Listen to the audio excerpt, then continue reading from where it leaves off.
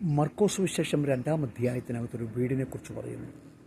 അങ്ങനെ കപർന്നഹൂമിലെ വീട്ടിൽ യേശു ഉണ്ട് എന്നുള്ള ശ്രുതി നാടെങ്ങും പരന്നു.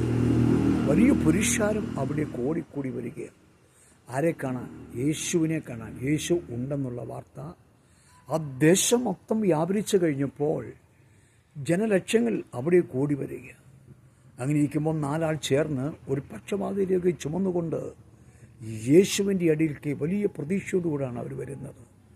ഇവനെ എങ്ങനെയെങ്കിലും യേശുവിൻ്റെ അടുക്കൽ കൊണ്ടുവന്ന് അവന് സൗഖ്യം പ്രാപിക്കണം. ആ വന്ന പുരുഷാരത്തോടൊക്കെ യേശു ദൈവത്തിൻ്റെ വചനം സംസാരിക്കുക. ഈ 4 ആൾ ചേർന്ന് അവനെ ചുമന്നുകൊണ്ട് യേശുവിൻ്റെ അടുക്കലേക്ക് വരികയാണ്. ആ വീടിനടുത്തെത്തി വലിയ പുരുഷാര നിമിത്തം അവന് യേശുവിൻ്റെ അടുക്കൽ എത്തുവാൻ കഴിഞ്ഞില്ല. ഒരു വലിയ പുരുഷാരം അവിടെ നിൽക്കുക. എന്നാൽ ആ വന്നവർ വീട്ടുകാരുടെ അനുവാദത്തോടുകൂടെ ആ വീടിൻ്റെ മേൽക്കൂര പൊളിച്ച് യേശു ഇരിക്കുന്ന ഇടത്തേക്ക് ഇറക്കുന്നത് കാണുവാൻ കഴിയുന്നുണ്ട്. അവരെ ചുമന്നു കൊണ്ടുവരുമ്പോൾ തന്നെ ഇതെല്ലാം കാണുകയും അറിയുകയും ചെയ്യുന്ന ഒരു യേശുവുണ്ട്. പക്ഷേ അവിടെയെല്ലാം കർത്താവ് മൗനമായിരിക്കുക. കർത്താവിൻ്റെ മൗനതയെ കാണുവാൻ കഴിയുന്നത്. എന്തുകൊണ്ട് കർത്താവ് മൗനത പാലിച്ചു എന്നവിടെ രേഖപ്പെടുത്തിയിട്ടില്ല. അവരെന്തുമാത്രം കഷ്ടപ്പാട്, വേദനകൾ, സംഘപ്പാട് സഹിച്ചു. 4 ആൾ ചുമന്നു കൊണ്ടുവരുന്നു, വീടിൻ്റെ മേൽക്കൂര പൊളിക്കുന്നു, താഴേക്ക് ഇറക്കുന്നു. ഇത്രയൊക്കെ കഷ്ടം സഹിച്ചിട്ടും യേശു മൗനമായിരിക്കുന്നു. നമുക്ക് പലതും ചിന്തിക്കാൻ കാണുമായിരിക്കാം. പക്ഷേ യേശുവിൻ്റെ മൗനത വിടുതലില്ലാത്തൊരു വിഷയമല്ല പ്രിയപ്പെട്ടവരെ.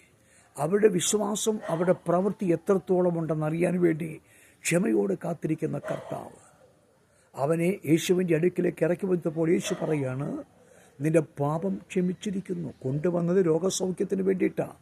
പക്ഷേ യേശു പറയുന്നു, നിന്റെ പാപം ക്ഷമിച്ചിരിക്കുന്നു. അതിൻ്റെ അർത്ഥം ഇതാണ്, ഈ രോഗത്തിന് കാരണം, ഈ ബന്ധനത്തിന് കാരണം അവനിലെ പാപമാണ്. പാപത്തിന് പരിഹാരം വന്നപ്പോൾ അവരുടെ രോഗബന്ധനം അഴിയാനിടയായി. കർത്താവിൽ പ്രിയരെ, ചിലപ്പോൾ നമ്മളും ഇതുപോലെ ഉപവസിക്കുന്നു, പ്രാർത്ഥിക്കുന്നു, കരയുന്നു, യേശുവിൻ്റെ അടുക്കൽ വരുന്നു, സങ്കടം പറയുന്നു. പക്ഷേ യേശു ചിലപ്പോൾ മൗനമായിരുന്നു വരാം. പക്ഷേ ആ മൗനം എന്നും ഒരു മൗനം ആയിരിക്കത്തില്ല. ഒരു വിടുതൽ അനുഭവിക്കാൻ നമുക്ക് കഴിയും. നിശ്ചയമായും യേശു നിങ്ങളെ വിടുവിക്കും. യേശു നമ്മളെ രക്ഷിക്കും.